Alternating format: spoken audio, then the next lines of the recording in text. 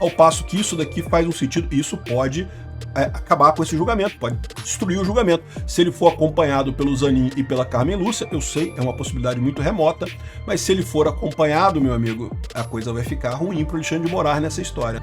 O próprio ministro Alexandre de Moraes respondeu pelo Cid. Ele disse que não o quê? Que não houve grupo estruturalmente ordenado com divisão de tarefas. É o conceito de organização criminosa. O Mauro Cid disse, na presença do relator, que não houve organização criminosa a dar golpe. Olá pessoal, sejam bem-vindos. O meu nome é Bruno. Se você gosta e apoia o nosso conteúdo, então deixa o seu like e inscreva-se no canal.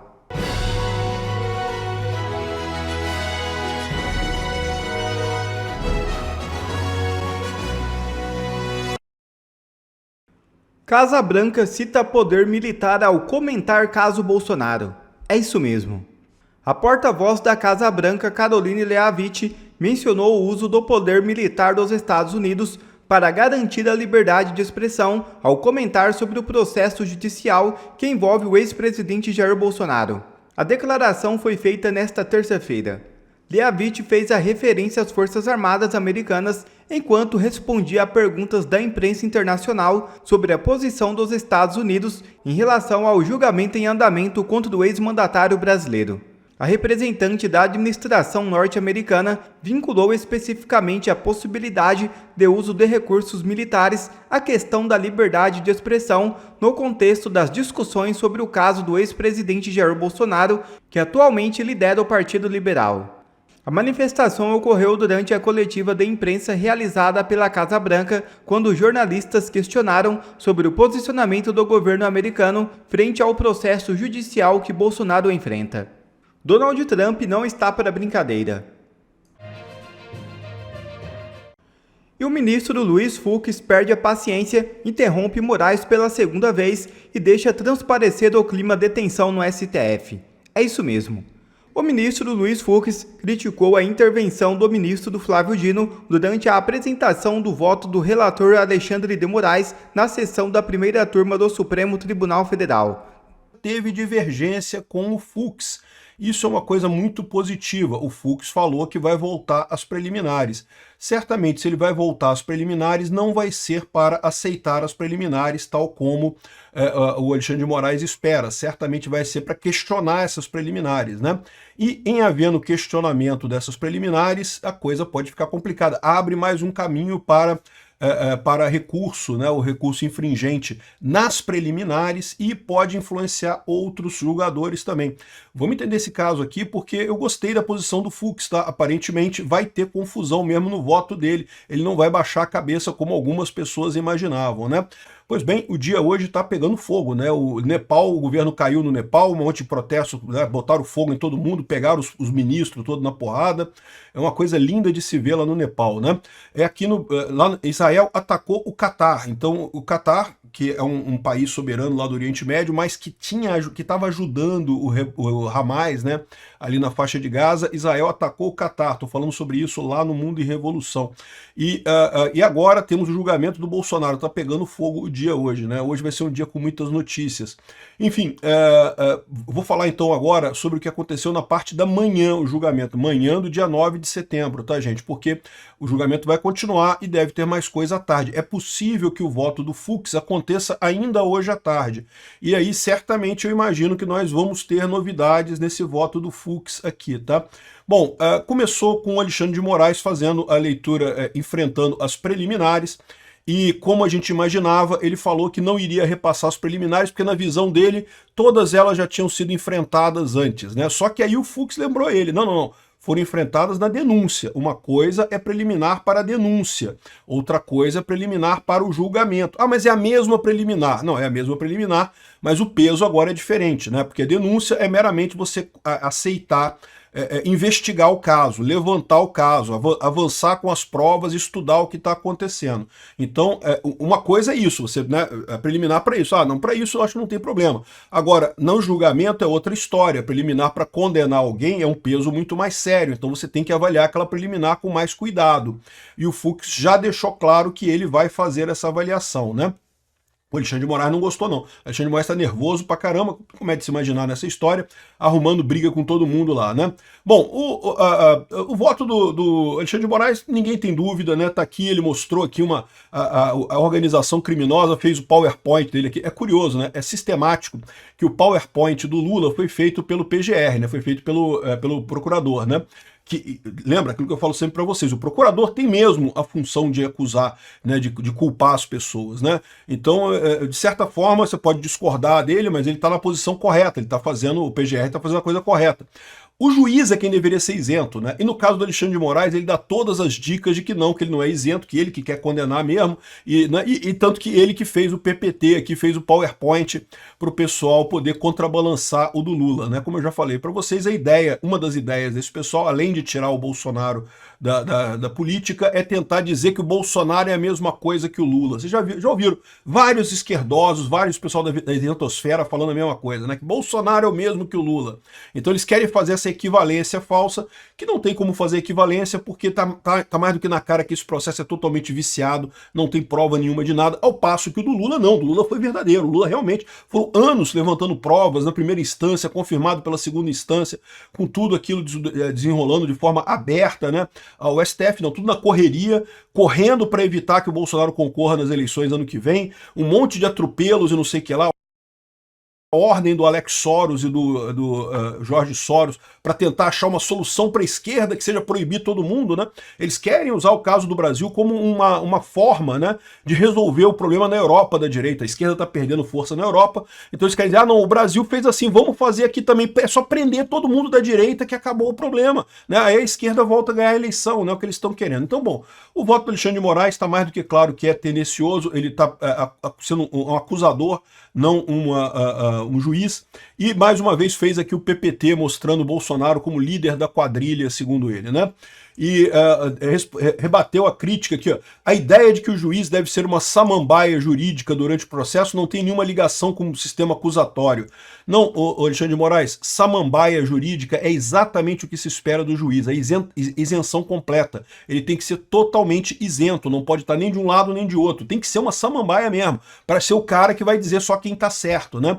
Então, isso, ele está falando aqui, está reclamando, por quê? Porque estão acusando ele de ser tendencioso, de já ter acusado o Bolsonaro. E todo mundo percebe isso, né? O Alexandre de Moraes tem uma rixa direta com o Bolsonaro. Ou isso, ou então ele está recebendo uma grana tão grande do Jorge Soros que, né, resolveu vestir essa camisa com muita força mesmo, né? Então, aqui, e não cabe a nenhum advogado censurar um magistrado dizendo o número de perguntas que ele deve fazer. Não, ninguém te censurou, ninguém te proibiu de fazer pergunta, não, Alexandre. Tanto que você fez as perguntas todas, né? O que o advogado está ressaltando é o fato de que claramente você é a acusação. Você está acusando o Bolsonaro. Você não é o juiz que está julgando o caso de forma parcial, você é exatamente um acusador. Você está de um lado, você tem um lado nessa história, né? Enfim, esse foi o clima. Agora, como eu falei para vocês, ainda está no julgamento das preliminares. Em determinado momento, teve uma coisa engraçada aqui. A esquerda está comemorando isso. Não porque o Alexandre de Moraes deu um tapa no Fux. O Dino e o Moraes deram um tapa no Fux e não sei o que lá. Eu não sei se eles perceberam o problema aqui, né? Ok, é verdade, né? Deram uma cortada no Fux ali, mas o problema dessa história é que, do ponto de vista jurídico, né, lacração no julgamento não quer dizer nada, né? O que aconteceu? Em determinado momento, o ministro Dino pediu uma parte no voto do Alexandre de Moraes, né? Aí o Fux falou, olha, mas nós combinamos dos ministros votarem direto, sem intervenção de outros colegas. O Alexandre de Moraes, não, mas eu concedi essa parte normalmente. O Fux falou, não, mas eu não vou conceder. Aí o ministro Alexandre de Moraes, mas essa parte foi pedido a mim, não a Vossa Excelência, né? E o Dino, Fux, pode dormir em paz que não pedirei a Vossa Excelência. Ou seja, aí o pessoal, ih, tá vendo, lacrou, que bom, lacrou. Bom, de novo, o que tá aparecendo aqui, evidentemente, o Dino vai acompanhar o Alexandre de Moraes, isso tá óbvio, mas isso já era mais ou menos óbvio de antes, né? O Dino foi aquele cara que tentou inventar uma lei absurda de proibir a Magnitsky no Brasil, acabou fazendo um monte de lambança, prejudicando o pessoal de Mariana, prejudicando um monte de ações aqui no Brasil e não resolvendo absolutamente problema nenhum no final das contas. Então está mais do que claro que o Dino vai se enfiar no mesmo buraco que o Alexandre de Moraes está se enfiando, até porque o Dino tem aspirações políticas para depois do período de juiz dele, né? Talvez o Alexandre de Moraes tenha também, nenhum dos dois vai conseguir, mas que eles querem posição política, eles querem. Enfim, o Fux deixou claro que, olha só, foi acordado uma coisa, está acontecendo outra. Mas os dois ficaram quietinhos, beleza. Ah, lacrou, beleza, o Fux ficou quieto. Isso daqui quer dizer absolutamente nada em termos jurídicos, a não ser dizer que o Dino vai acompanhar o Moraes, o que já era esperado. Nenhum dos outros falou nada, nem o Fux falou nada, nem a Carmen Lúcia falou nada, nem o Zanin falou nada. Então, ou seja, os outros três que são os votos realmente importantes, que podem eventualmente mudar a história desse julgamento, ainda vamos ficar por ver, né? A grande expectativa é que o Fux divirja do voto do Alexandre de Moraes. Não sabemos se isso vai acontecer, eu farei um vídeo sobre isso, mas tudo indica que sim, até porque teve este à parte aqui, olha só.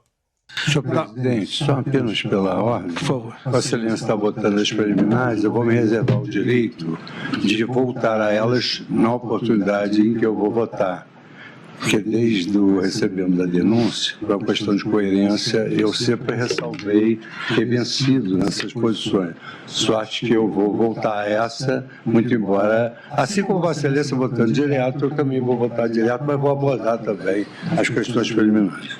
Questões preliminares, para quem não sabe, são questões que você tenta resolver do ponto de vista jurídico antes do julgamento do mérito, né, da coisa principal, né? Então, por exemplo, uma das preliminares diz que esse caso não deveria estar sendo votado no STF, deveria estar sendo votado na primeira instância. Né? Então, se é para votar na primeira instância, tem que jogar para a primeira instância, eles não tem nem que julgar o mérito. Né? Então, se alguma preliminar ganhar nessa história, pode acabar com o processo inteiro. Tá? E, de novo, talvez a Carmen Lúcia e o Zanin não tenham coragem de divergir do Alexandre de Moraes no mérito.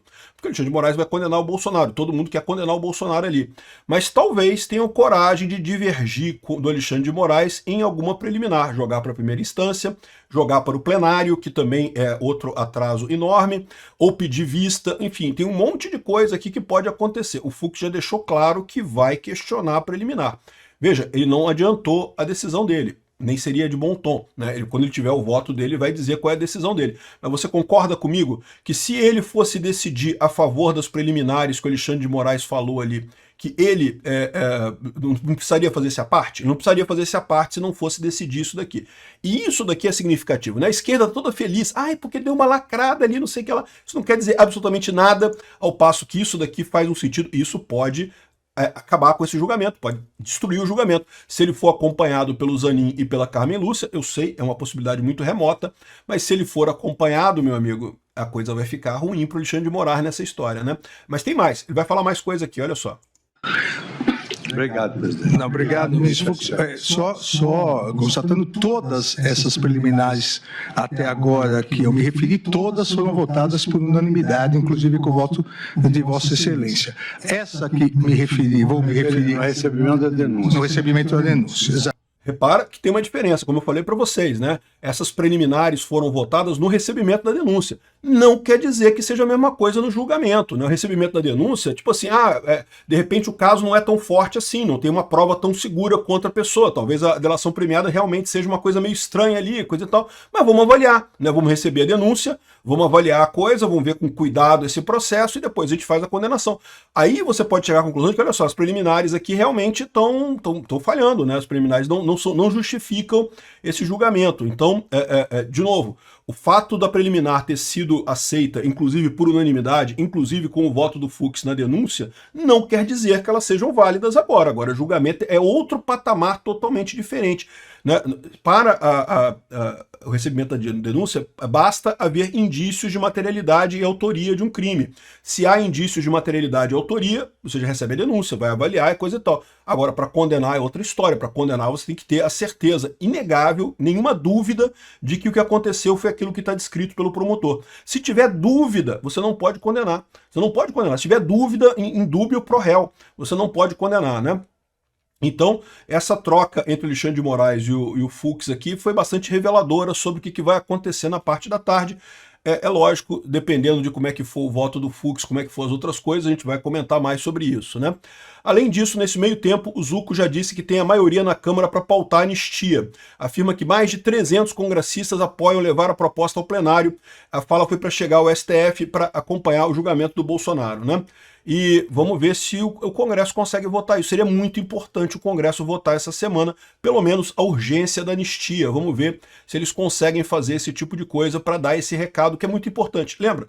Esquece o ponto de vista jurídico. Isso aqui é uma coisa de propaganda. Então, o Congresso votando contra o STF manda uma mensagem muito clara nessa história toda, né? E, lógico, vamos ver como é que vai ser o voto do Fux. O voto do Fux pode ser devastador para o Alexandre de Moraes. Pode fazer com que a Carmen Lúcia e o Zanin resolvam acompanhar ele. E aí, nesse caso, meu amigo, Alexandre de Moraes e o Flávio Dino ficariam numa coisa bem chata. Bem isolados ali na Magnitsky, os dois, isoladinhos no canto deles. É pouco provável? É pouco provável. O mais provável é eles condenarem Bolsonaro, mas não deixa de ser uma possibilidade.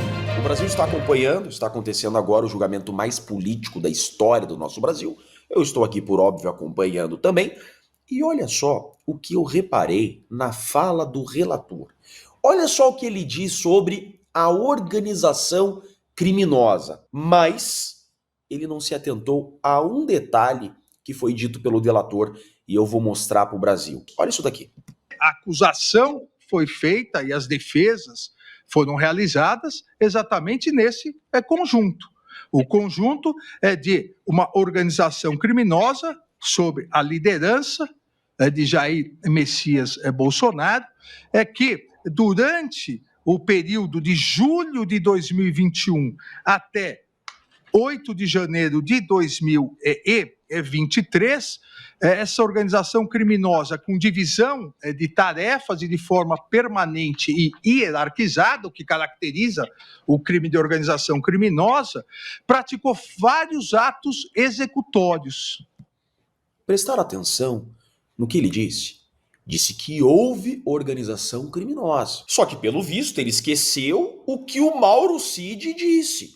Ele desconsiderou o que o Mauro Cid já disse em audiência judicial. O delator respondeu uma pergunta minha, dizendo que não houve organização criminosa, que não havia um grupo estruturalmente ordenado com divisão de tarefas a dar um golpe. Olha só, ele quis esquecer, mas eu vou lembrar. Por favor. No seu depoimento, no seu interrogatório, transmitido pela TV Justiça ao vivo, o senhor disse, abro aspas, que não havia grupo estruturalmente ordenado com divisão de tarefas, que eram pessoas isoladas, bravateiros que falavam um monte de coisa que o presidente mal dava atenção. Procede essa sua fala que não houve grupo estruturalmente ordenado com ânimo de golpe? Quando eu dividi, quando eu fiz a divisão, foi para facilitar a compreensão, para fazer a colaboração, para que se pudesse ficar entendido o sentimento e a motivação das pessoas que se aproximavam do presidente. Uhum. Havia grupo estruturalmente organizado com esse fim de depor o Estado Democrático de Direito? Doutor, ele não pode saber o ânimo das pessoas, doutor. Havia um grupo estruturalmente ordenado? Ele já disse que não, doutor. Vamos seguir. Isso. Não havia. É que a denúncia coloca organização criminosa. Eu vi onde Ele não conhece. Doutor, ele não conhece. Ele desconhece. Vamos, doutor. Já viu você? Tá bom, excelência. A defesa de Felipe Martins está satisfeita nesse ponto. Devolve a palavra. Muito obrigado. Vocês prestaram atenção nisso? O próprio ministro Alexandre de Moraes respondeu pelo Cid. Ele disse que não o quê? Que não houve grupo estruturalmente ordenado com divisão de tarefas. É o conceito de organização criminosa. O Mauro Cid disse, na presença do relator, que não houve organização criminosa a dar golpe. Relembrar é viver. Não adianta, não tem como apagar essas audiências. Não tem como simplesmente deletar do mundo processual a verdade dos fatos. Eu sou Jeffrey Chicchini, sou advogado e deixo aqui um grande e forte abraço a todos. Estaremos atentos a cada passo desse julgamento.